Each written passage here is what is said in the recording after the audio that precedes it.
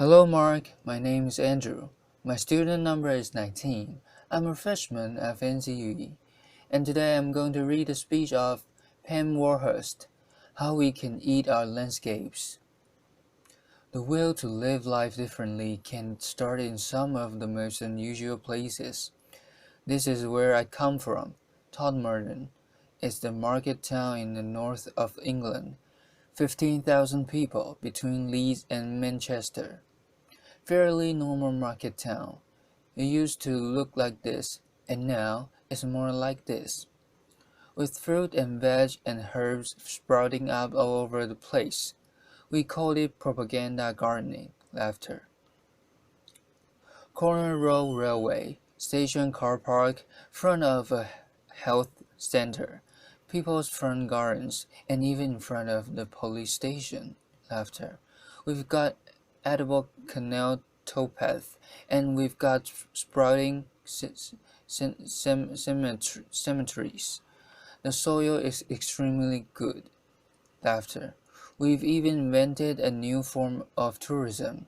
It's called vegetable tourism. And believe it or not, people come from all over the world around to poke around in our raised beds, even when there's not much growing. Laughter. But it starts a new conversation. Laughter. And we're not doing it because we're bored. Laughter. We're doing it because we want to start a revolution. We try to answer this simple question: can you find a unifying language that cuts across age and income and culture, that will help people themselves find a new way of living, see spaces around them differently, think about the resources they use differently, interact differently? Can we find that language? And then, can we replicate those actions? And the answer would appear to be yes, and the language would appear to be food. So 3.5 years ago, a few of us sat around a kitchen table, and we just invented the whole thing. After applause. We came up with a really simple game plan that we put to a public meeting. We did not consult, we did not write a report. Enough of all that. Laughter. And we said to that public meeting in Todmorden, look, let's imagine that our town is focused around three plates. A community plate, the way we live our everyday lives. A learning plate, what we teach our kids in school and what new skills we share amongst ourselves. And business, what we do with the pound in our pocket and which business we choose to support. Now, let's imagine those places agitated with community actions around food. If we start one of these community plates spinning, that's really great. That really starts to empower people. But if we can then spin that community plate with the learning plate, and then spin it with the business plate, we've got a real show there. We've got some action theater. We're starting to build resilience ourselves. We're starting to reinvent community ourselves, and we've done it all without a flipping strategy document. Applause. And here's the thing as well. We've not asked anybody's permission to do this. We're just doing it. Laughter. And we are certainly not waiting. We're certainly not waiting for that check to drop through the letterbox before we start. And most importantly of all, we are not daunted by the sophisticated arguments that say these small actions are meaningless in the face of tomorrow's problems, because I have seen the power of small actions, and it is awesome. So back to the public meeting. Laughter. We put that pr- proposition to the meeting. 2 seconds, and then the room and then the room exploded. I have never ever experienced anything like that in my life, and it's been the same in every single room, in every town that we've ever told our story. People are ready and respond to the story of food.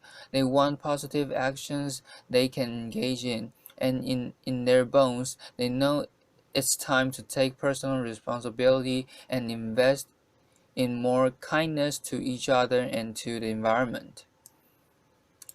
And since we had that meeting 3.5 years ago, it's been a heck of a roller coaster. We started with a seed swap, really simple stuff, and then we took an area of land, a strip on the side of our main road, which was a dog toilet basically, and we turned it into a really lovely herb garden. We took the corner of the car park in the station that you saw, and we made vegetable beds for everybody to share and pick from themselves.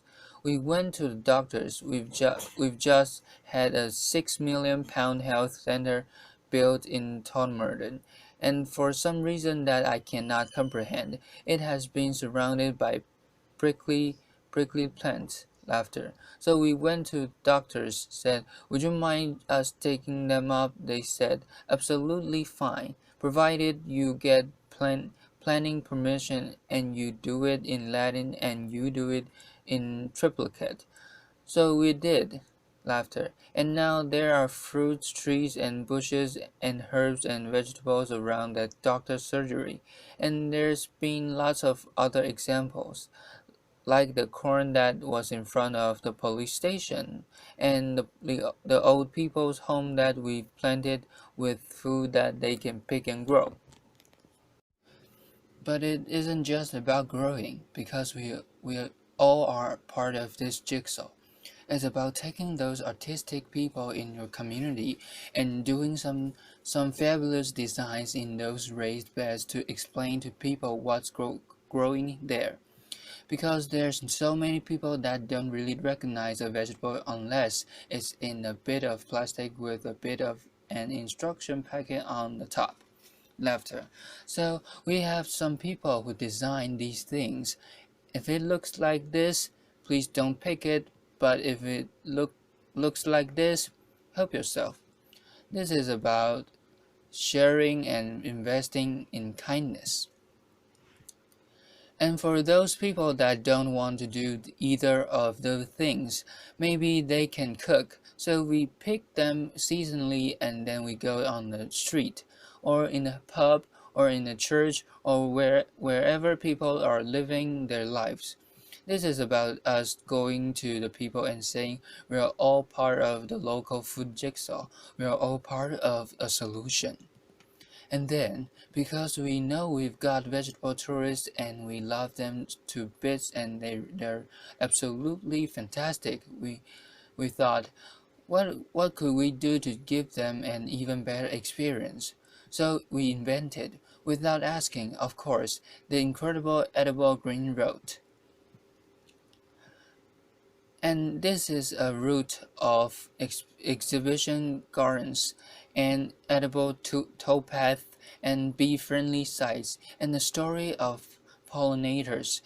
And it's a route that we designed that takes people through the whole of our town, past our cafes and our small shops, through our market, not just to and fro from the supermarket, and we're hoping that in changing people's footfall around our town, we're also changing their behavior. And then there's the second plate, the learning plate. Well, we're in a partnership with a high school. We've created a company. We're designing and building an aquaponics unit in some land that was spare at the back of the high school, like you do. And now we're going to be growing fish and vegetables in an orchard with bees, and the kids are helping us build that, and the kids are on the board. And because the community was really keen on working with the high school is now teaching agriculture. And because it's teaching agriculture, we started to think, how could we then get those kids that never had a qualification before in their lives but are really excited about growing? How can we give them some more experience? So we got some land that was donated by a local garden center. It was really quite muddy, but in a truly incredible way, totally voluntary led. We have turned that into a market garden training center, and that is polytunnels and raised beds and all the things you need to get the soil under your fingers and think maybe there's a job in this for me in the future. And because we're doing that, some local academics said, we could help design a commercial horticulture course for you. There's not one that we know of. So they're doing that and we're going to launch it later this year. And it's an experiment and it's all voluntary. And then there's the third plane because if you walk through an edible landscape and if you're learning new skills, and if you start to get interested in what's growing seasonally, you might just want to spend more of your own money in support of local producers, not just veg, but meat and cheese and beer and whatever else it might be. But then we're just a community group, we're just all volunteers. What could we actually do? So we did some really simple things. We fundraised, we got some blackboards, we put incredible edible on the top, we gave it every market trader that was selling locally, and they scribbled on what they were selling in any one week. Really popular. People congregated around it. Sales were up. And then we had a chat with the farmers and we said, we're really serious about this, but they didn't actually believe us. So we thought, okay, what should we do? I know, if we can create a campaign around one product and show them there's a local loyalty to that product, maybe they'll change their mind and see we're serious. So we launched a campaign because it just amused me, called "Every Egg Matters" laughter. And what we did what we did was we put people on our egg map. It's a stylized map for Todmorden. Anybody that's selling their excess eggs at the garden gate perfectly legally to their neighbors, we've stuck on there. We started with 4 and we've now got 64 on, and the result of that was that people were then going into shops asking for a local Todd Merton egg, and the result of that was some farmers upped the amount of flocks they got of free range birds, and then they went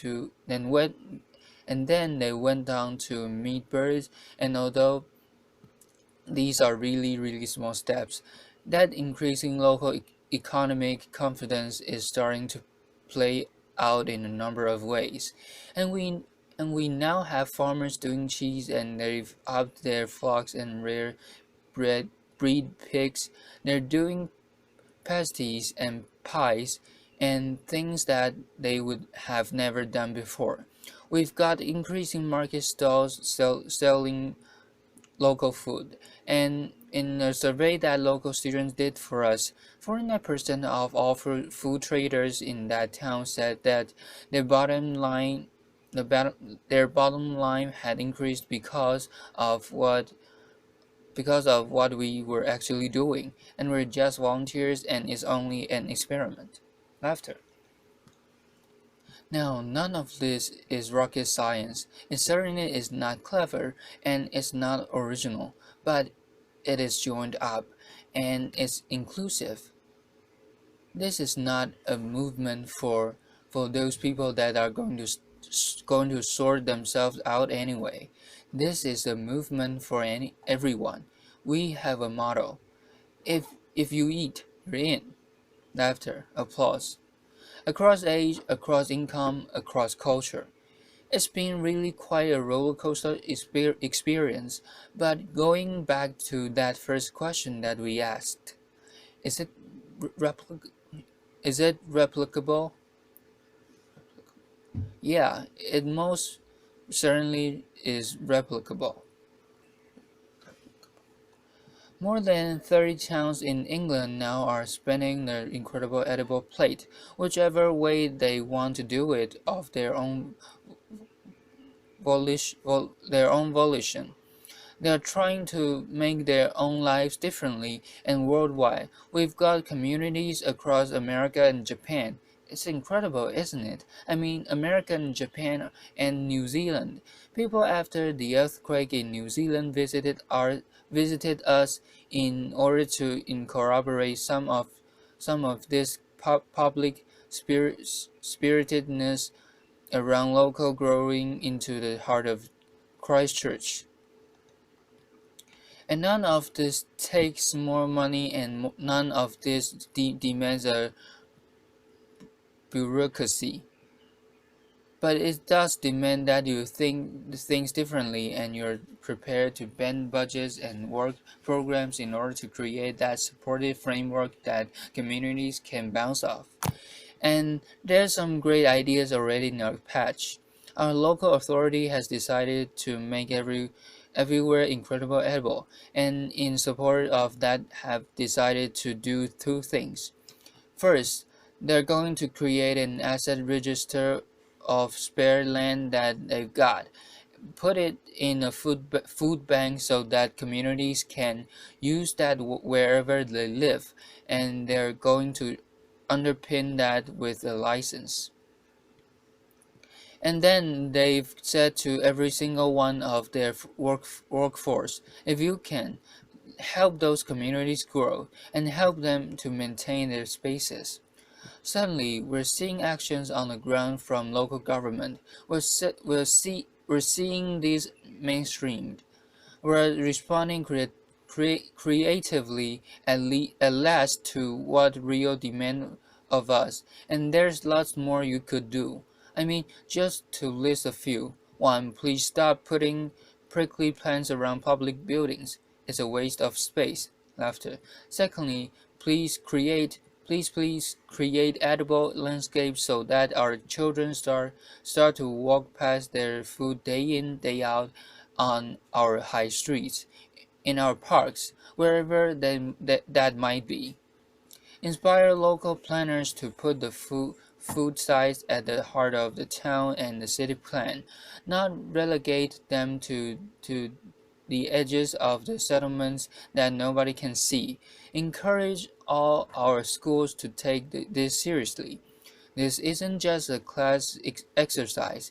If we want to inspire the farmers of tomorrow, then please let us say to every school, create a sense of purpose around the importance to the environment, local food and soils.